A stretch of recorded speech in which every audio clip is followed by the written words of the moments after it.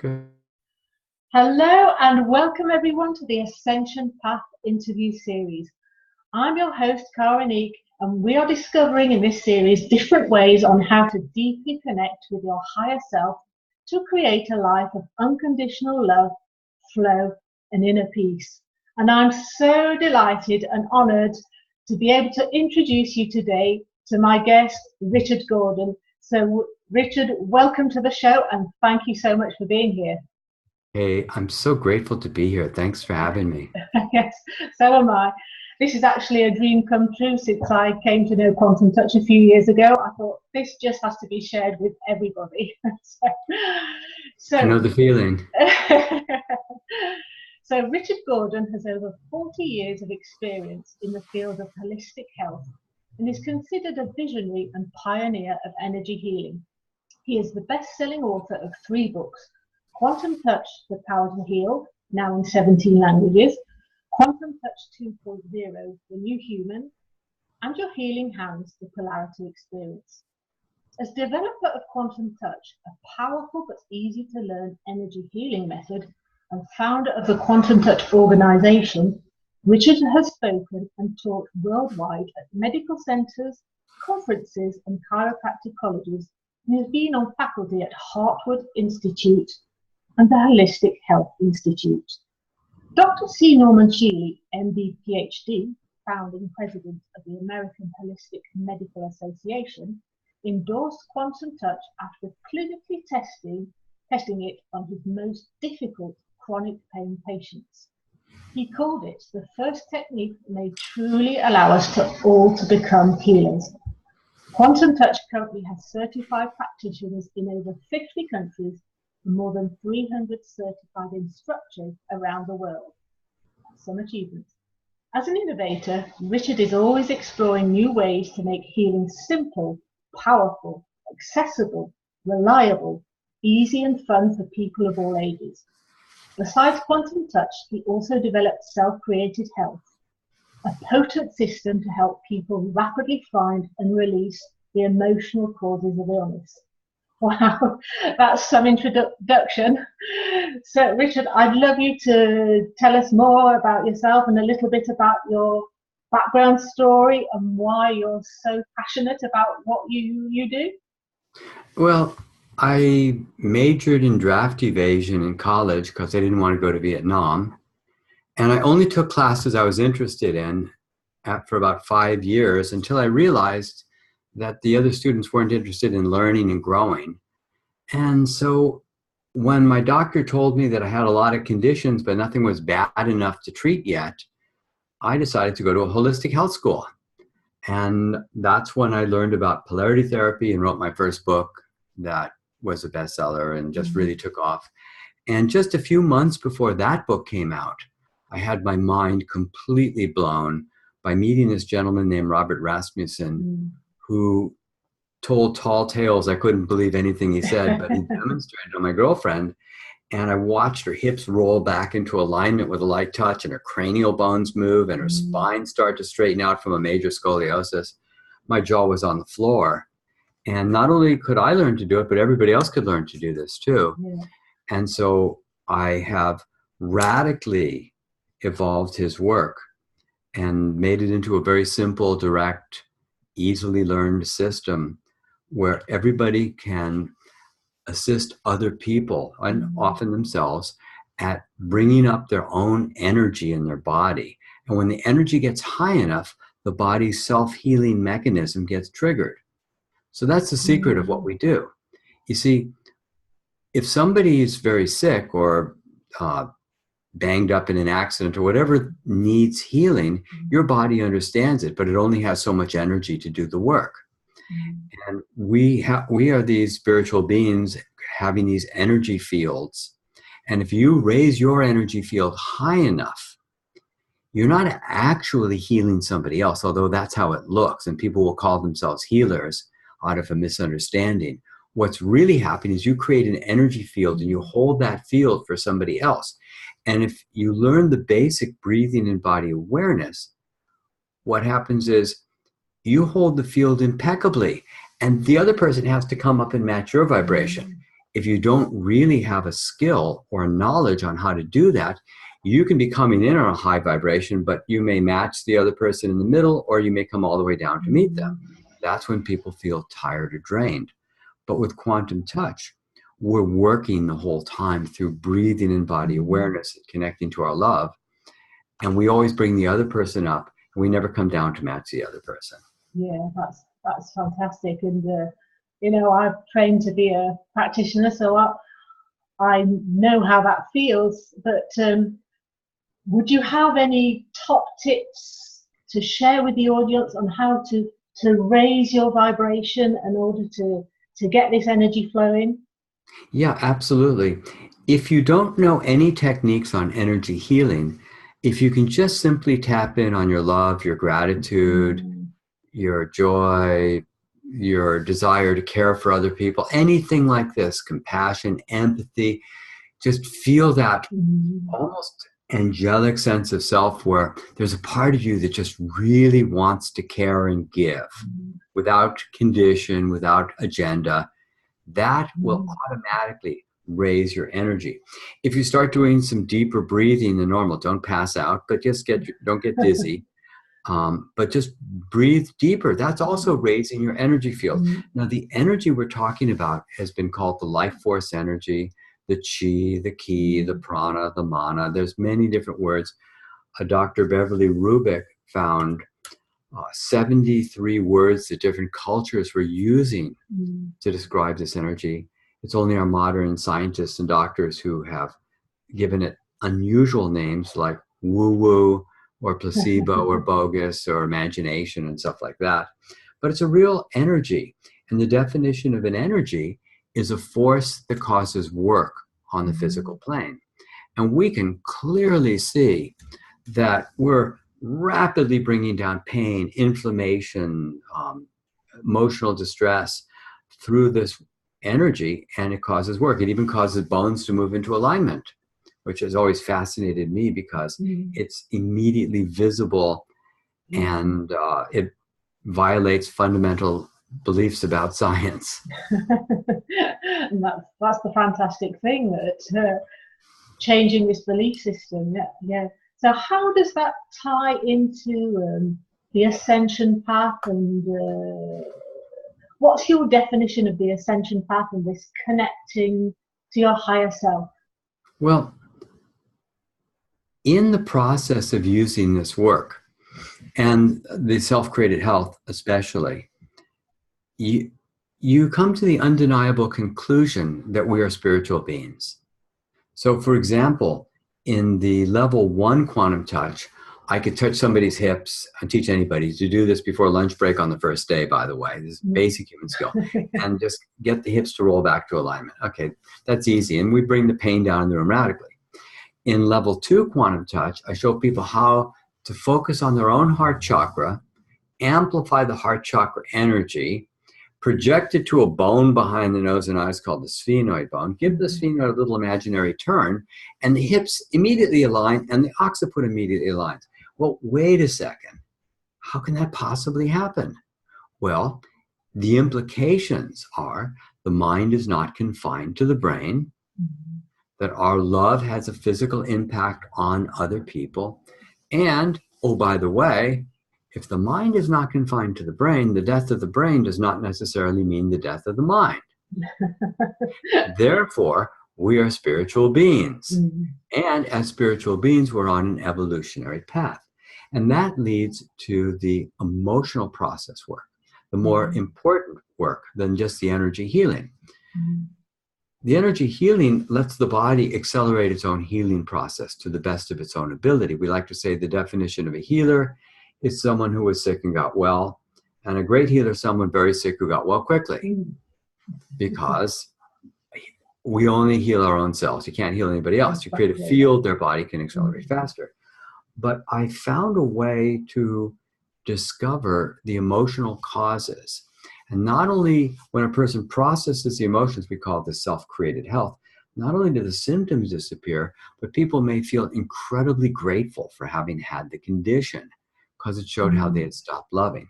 Well, the retrospective of having done this for 30 years is the realization that all the tragic, horrible, painful shit in our life is actually miraculous. It's a synchronicity of magic that allows us to have these horrendous experiences. But when you come to the other side, when you're on the other side, you realize that it was this strange gift that we've received.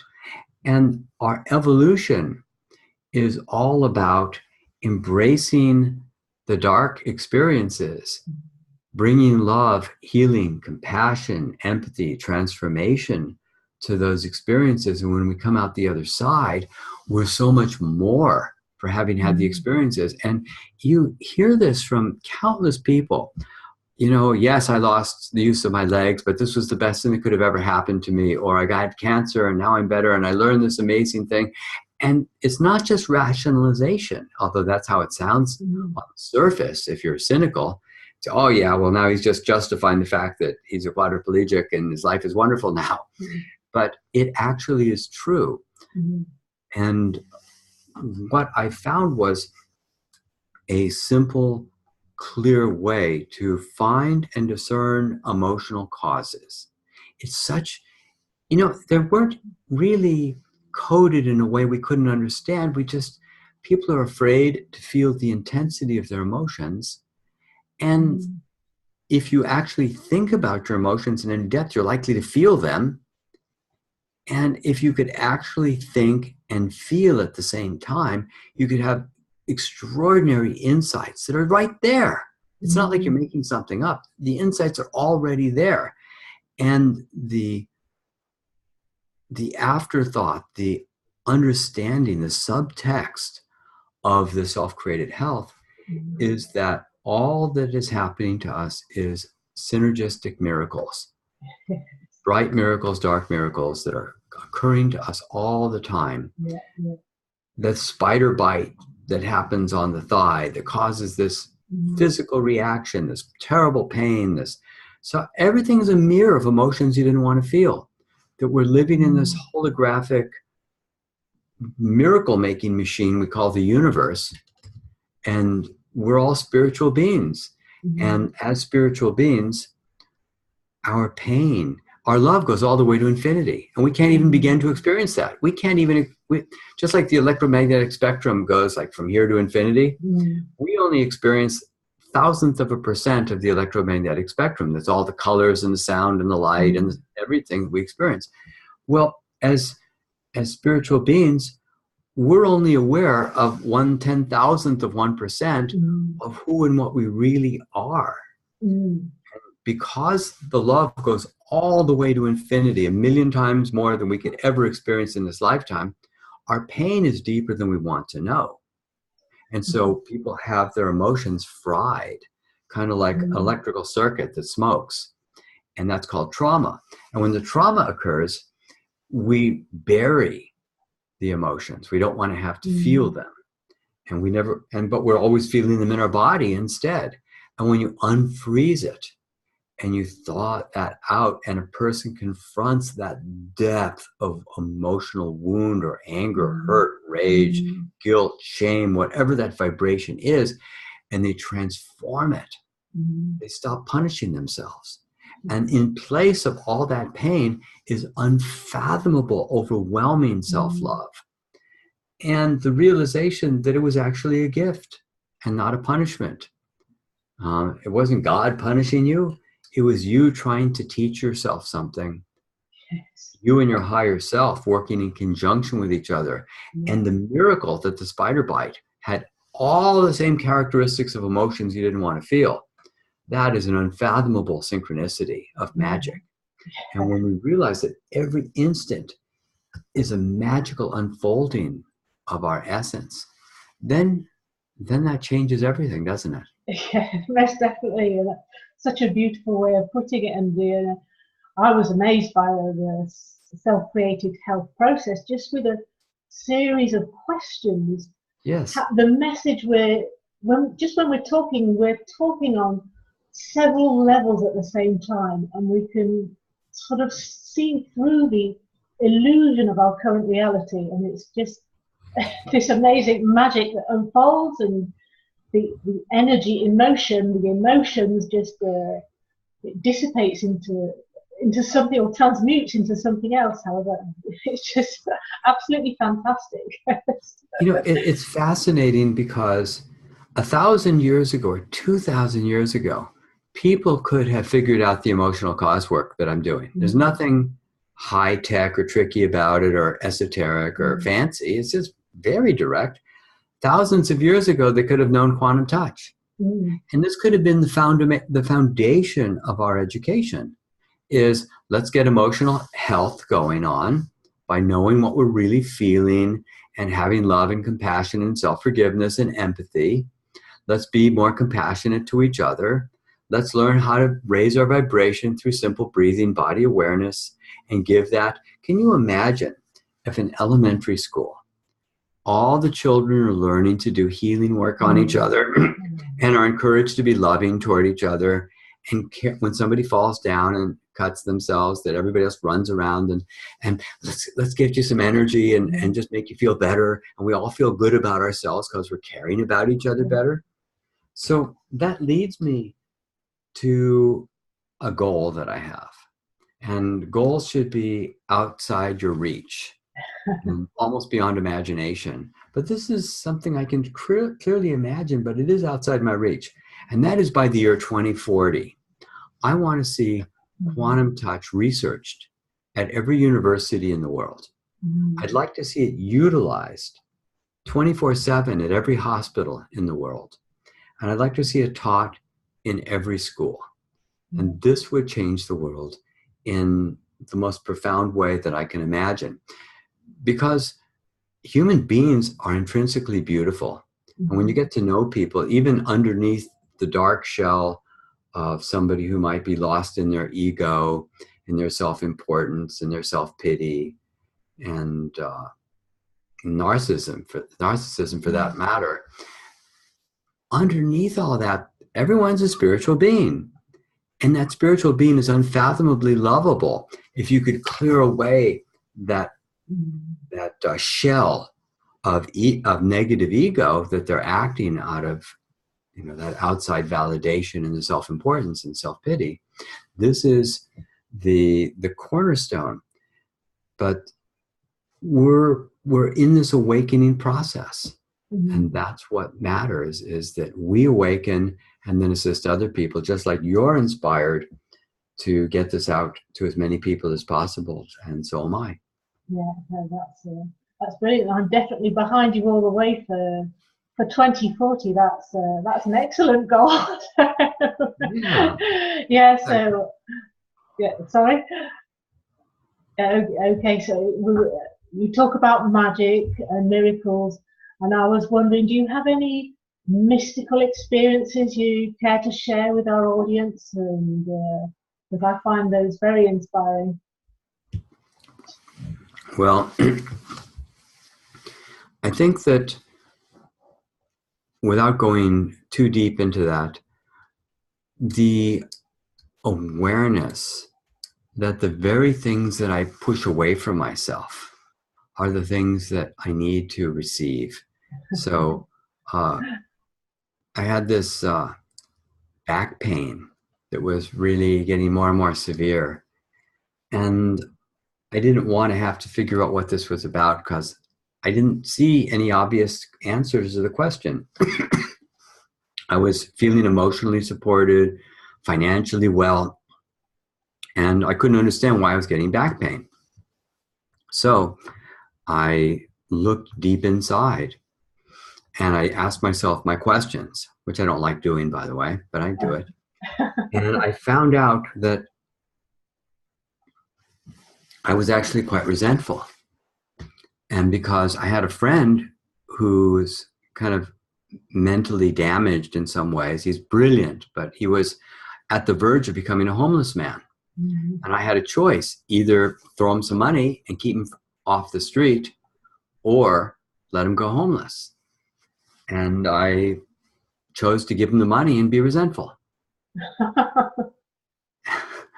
and I liked my choice. I thought, okay, I would I've not let him do that, but I'm pissed that I have to give him money Right. to take care of himself. And when I realized that I was carrying resentment around, all I had to do was release the emotion. My back just immediately opened up. Now, sure, there's more mystical experiences, but the bottom line is we're living in a miracle all the time. We're living in this mystical, magical experience because every encounter, every meeting we have, everything is a synchronous, miraculous miracle. So my new book, The Secret Nature of Matter, that you were reading my bio from, really helped me understand and reveal how magical the world actually is. Because when you discover that you can actually put energy and intention, as if you were working on a person, into a physical object such as a pendant, and then you can test it by just touch somebody with a pendant and immediately untwist their posture, or often bring down pain, inflammation. One woman straightened out a cat's bent tail by running the pendant over its spine and tail a few times. We don't even begin to know who and what we really are and what's possible. Yeah, exactly. Yeah, it's discovering our own magical being in order to help others discover their own as well. That's part of the process, I think. Exactly. To tune in, and you're right. It's just these basic, easy questions, but because people have been so afraid to think and feel, these things have not been obvious in our culture. Yeah, exactly. Yeah. And talking about your book, you share a quote by Stephen Hawking, which says, "I think the brain is essentially a computer, and consciousness is like a computer program." And then after you quote, "Or maybe it's not." Would you like to expand a little bit on that? Yes. I just returned from the Science of Consciousness conference in Tucson, Arizona, and I had a big sign on my table that said, "A Turing test for consciousness." Well, the Turing test is a test where you try to guess whether a computer is self-aware or not, or if you're talking to a person or a computer, you're trying to guess. And if the computer can fool you into thinking that you're actually talking to a person, then the computer is conscious. Well, no, that's not the definition of consciousness. And the definition of consciousness is that well, I can't even give a definition of consciousness, but consciousness is a quality of spiritual self-awareness. And the computer is like a smart toaster. It doesn't know itself any more than the toaster does. So the Turing test for consciousness is the idea that if a computer can align somebody without touching them, it is self-aware. That's my new test for consciousness. And what does that mean? It means that it has access to desire, imagination, intention, life force energy, projection, will. All these kinds of things are qualities that would allow a computer to align somebody without touching them. And when I talked to the programmers who programmed the robot Sophia, it was a joke because they say they actually hire writers to write some of the script that she says, and she's just a dumb chatbot. There's nobody home. It's a smiley robot face, pleasant woman face, but there's nobody home. It doesn't know itself. So what we're seeing is that we can actually demonstrate that we are conscious beings by doing the energy healing work. Yeah, that's beautiful. Thank you for sharing that. Well, the half hour's coming to an end. I'm afraid I'm going to have to wrap up. Are there any last things you'd like to leave with the audience? Or? Yeah, I would say that learning to do something like quantum touch may not be a career move for most people, but it's an essential skill that you're going to want to have for the rest of your life. It takes a very short time to learn, But 5 or 8 days of the year, it's the most important skill you can have. Because when you're with a loved one who's in pain or suffering for one reason or another, there's something you can do to care for them directly and have enormous impact. And the other thought I'd leave everybody with is the understanding that your love is actually incredibly valuable. It has deep impact, and it truly matters. And the most painful experiences we've ever had have come from people who gave us the message that your love wasn't valuable and it didn't matter and it didn't have any impact. No matter how much you loved, it didn't have any impact. The people who hurt you the most always caused you to feel that. And the truth is, it really is incredibly valuable. And if you learn to focus and harness your love with a technique like quantum touch, there's so much that you can do, but until you experiment with it, you won't know that that's true for yourself. So That's for sure. Everybody to explore it. Yes, and it can certainly open up the awareness of anyone who's a skeptic. That's for sure. Oh, if they're willing to look. Yeah, exactly. Yeah. That's a big if, I should tell you. Or when they're willing to look. Okay. Well, before we leave, I have a little gift for you. Oh, thank you. So I back in the beginning of my conscious awareness path, I was inspired by Louise Hay. So I have her little book on power thoughts. So I asked for to be guided to the perfect affirmation for you for today. So it is: I envision a world of peace and plenty. I feel harmony and unity between nations, and I contribute to that harmony. That's just so perfect. I love it. Yes. Thank you so much for being here. Thank you for sharing your love, sharing your light, and thank you for the magnificent work you do with Quantum Touch. Well, thank you. Thank you for everyone for tuning in, and lots of love to you all. Thank you, and take care, everyone.